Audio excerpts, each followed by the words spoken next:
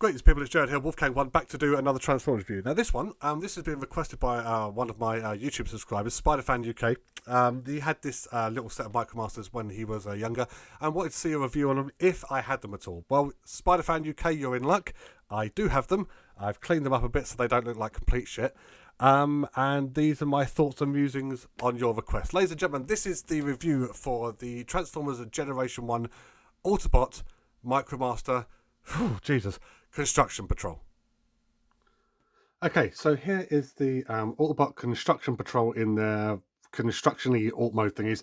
I'm going to go through these the same way as I have with the other Micromaster teams. Let's see if I can make that focus a little bit. There we go. I'm going to go through these in the order that they are in the Transformers Identification Price Guide, that because I don't know any of these fuckers' names. Okay, these were released in 1990, so the last official year of G1 in Western markets, in like sort of like America, and that's these were like in the last year. So I'm going to start off in order. So I put them in order basically that they're in the book, and in order they are Crumble, Ground Pounder, Neutro, and Takedown. Okay, now it's interesting because this one here, this will be the third. No, sorry, this one here, second one. This will be the third Autobot with ground in the middle of it in its name. So you had Ground Shaker. In the Micromaster playset thing, you've got Ground Pounder here, and you had Ground Breaker, the Autobot Pretender. So yeah, so there we are. Just when you're just getting to the end of a toys run and you're thinking up, you can't think up names, you just resort to like things that you already know. So I'm going to do them in order. So we're going to start off with Crumble, which is this guy just here. Turns into a little construction crane. Some nice detail on him there, mostly like sort of like grey plastic. I have tried cleaning these up, but the thing is with Micromasters is they've got loads of little ridges and detail on that, and the dirt and the dust gets in, and I can't quite get all of it, as you can probably see right there. This is pretty cool in the sense that his crane will do a full 360, just like that, and the crane can go all the way back as well. That also comes into play in terms of transformation. Some decent colours on him. It's nice to see that the plastic is still half decent, and because of the colour of it, actually it shows up the moulded detail quite nicely, especially when it gets dirty. So to transform the guy, not difficult at all because it's a Micromaster. We'll start off by flipping that up, take the front of the cab, spin it all the way around, turn this section all the way to the front, and then flip the crane back like that. And stand him up. You can straighten that up for a start. Pull his little arms out, and that's him in robot mode. So yeah, decent enough.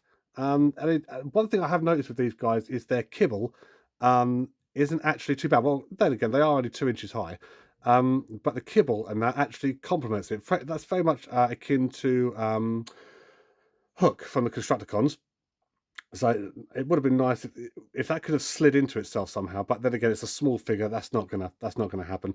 But that's Crumble, ladies and gentlemen, for what he's worth. Then we're going to move on to Ground Pounder, which fantastic name. That's actually illegal in this country. You can get arrested for ground pounding, depending on the context. So yeah, so he's a little construction digger thing, like Scrapper was. This moves up and down, which is a nice little detail. Again, comes into play for the transformation. Not really a hell of a lot to say about this guy, really. The colours on him are still really bright. No cracking on the plastic, no nothing like that. I've cleaned him up probably the best, to be fair. Yeah, he rolls along nicely on his little plastic wheels. Nothing to say about it. So I'm going to transform him. And it basically just involves flipping the back of the vehicle out for the legs, as for the standard with most Micromasters. Flip the scoop all the way back like that, and then flip up his little head on this panel just here. And that's him in robot mode. Kibble, yeah, sort of a decent little backpack there. Nothing too shoddy. The only problem with this guy is the way that the chest is molded just here. When you try and bring his arms forward, you can only get the arms forward that far, and then they're restricted by this section here. So, but apart from that, he's a decent little bot. No discernible detail on the face because it's been painted black, but whatever. Yeah, he's pretty cool for what he is. Can't fault him.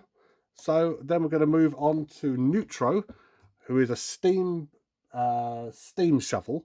So there we are. Again, great molded detail in the treads and everything like that. Let's see if I can bring that forward and focus. Focus would be nice. I'll just pull that panel down. Yeah. Again, sort of did my best to clean them up. You can see most of the robot underneath there. That's obviously where the head's going to be. Did my best to clean them up, but it's a little bit tricky. You can see two-tone plastic there in what would be the arms and like sort of the tank treads and just like that. Yeah, he's a pretty cool little alt mode. This would have been Bone Crusher's alt mode if I recall correctly, but Bone Crusher's design was a little bit different than this, but not by a massive stretch.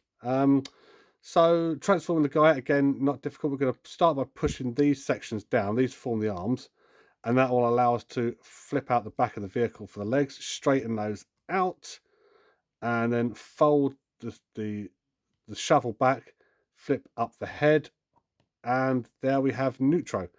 A little bit of a nondescript bot in robot mode. Nothing going on with the chest so much. Can't see any detail on the face. Arms are sort of encased, like stuck in the treads and that. But he's all right. You know, they're so far 3 for 3 really in terms of design. So, and again, all unique molds as well. So they're not sort of like copying other molds from like sort of the previous year or anything like that. So that's all cool. That's pretty cool. So that's Neutro right there. And this is where the team lets itself down, ladies and gentlemen. Here we have Takedown. I'm not sure what his name has to do with him or his alt mode.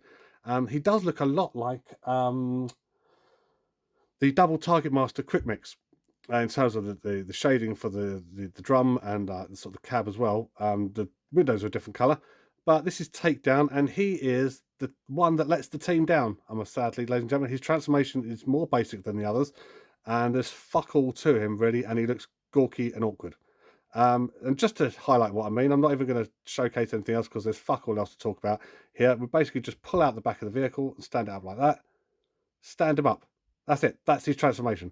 I mean, you can forward his arms, push his arms forward if you want, but that's it, really. He's in this one, it would have been nice if the legs separated a little bit because he's standing on a massive construction drum, cement drum, and his body sits backwards and therefore they sit forward too much.